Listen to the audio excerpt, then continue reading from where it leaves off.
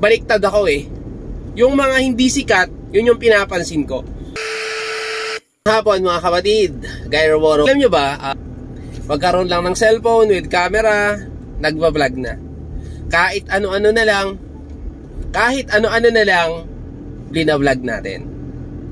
So yun yung palagi kong sinasabi, no, na dapat alam nyo kung kanino kayo dapat sumusuporta. Kasi yung mga sikat na ano nyo, na idol nyo, hindi nyo naman maihingan ng tulong yan eh. Diba? Mga sikat na idol nyo, hindi nyo naman mautangan yan, diba? Pero yung tropa nyo, yung kakilala nyo, nagbablog, nangangailangan ng suporta. Hindi man lang kayo makalike, no, sa kanyang gawa.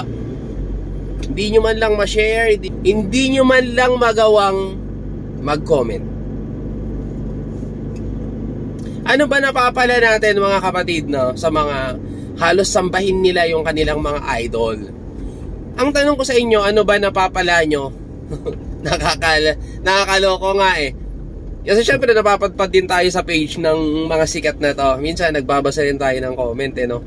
Pero bibihira ako mag-comment, lalo na kung alam mo yun, nonsense ang content or lokohan or kalaswaan or bulihan, hindi tayo nagko-comment ng ganon. Kasi useless. Sayang lang yung pagod ng daliri ko mag-comment eh, no? Saka yung load ko.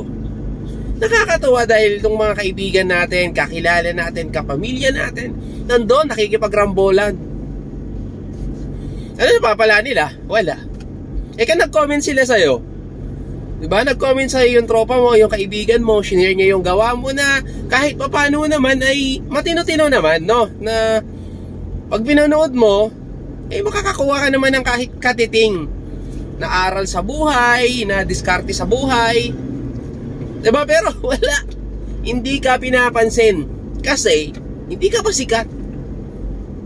Ganun tayo eh. Pag hindi sikat, hindi natin pinapansin. Pero ako mga kapatid, baliktad ako eh. Yung mga hindi sikat, yun yung pinapansin ko. Kasi useless, no? Bakit ko papansinin yung sikat na yan? Sikat na yan eh, diba? Useless. Papansinin ko siya, papansinin ba niya ako? Hindi naman, diba? For example, nangailangan ako, mautangan ko ba siya? Hindi naman. Kaya ako mga kapatid, totoo lang, no, mas nagko-comment ako, mas nag-share ako sa mga laos na kagaya ko. Kasi malay natin, sumikat sila, maging party tayo, no? Malibre lang ako ng 3-in-1 coffee, o kaya bubble tea sa baler, o kaya dyan sa ano, sa makapanlibre lang ng tea dyan sa Sabang Beach, no, baler, masaya na tayo nun. Bakit? Kasi naging party tayo ng pagsikat niya. Kaibigan natin yun eh, katropa natin yun eh, diba? Bakit di natin suportahan? Ibang tao nga, di nga natin kilala, hindi nga natin nauutangan eh, hindi nga natin nasasabihan ng mga problema natin eh. Pero flood likes tayo, no? Comment tayo ng comment, share tayo ng share sa mga gawa nila. Eto masama, sumikat yung kaibigan mo, hindi mo sinuportahan. Unang-una ka manghihingi ng pabor sa kanya, diba? Unang-una kang magsasabing, libre mo naman ako Brad, sikat ka na eh. Kapal naman ang muka.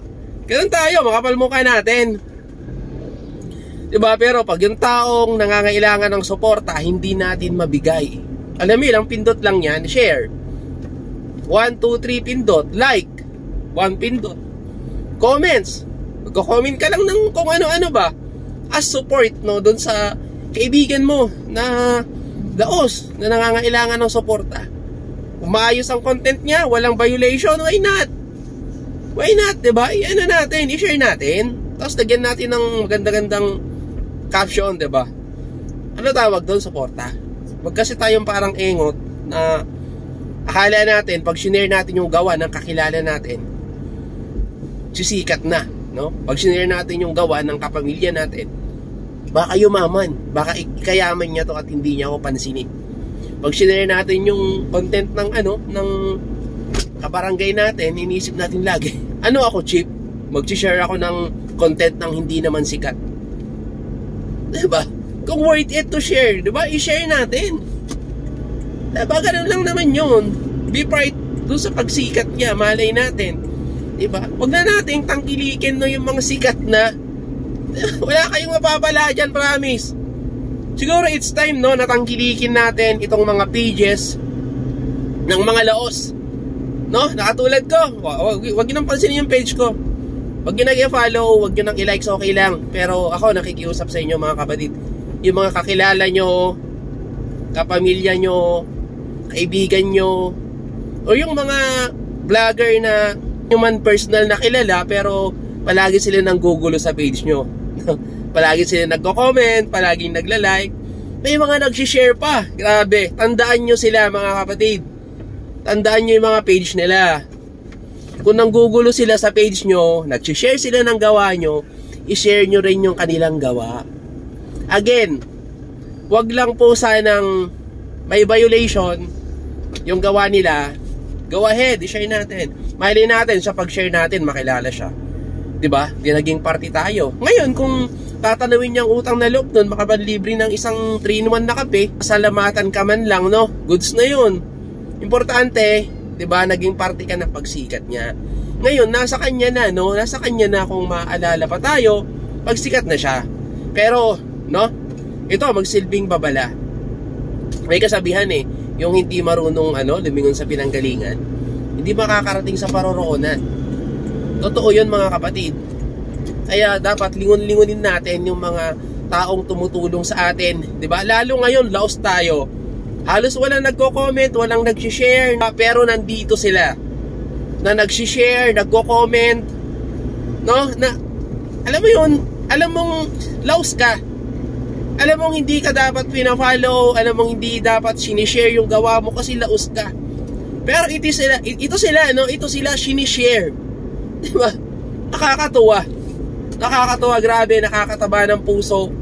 Huwag nyo silang baliwalain. Sana pag sumikat na kayo, itong mga taong to mabalikan nyo.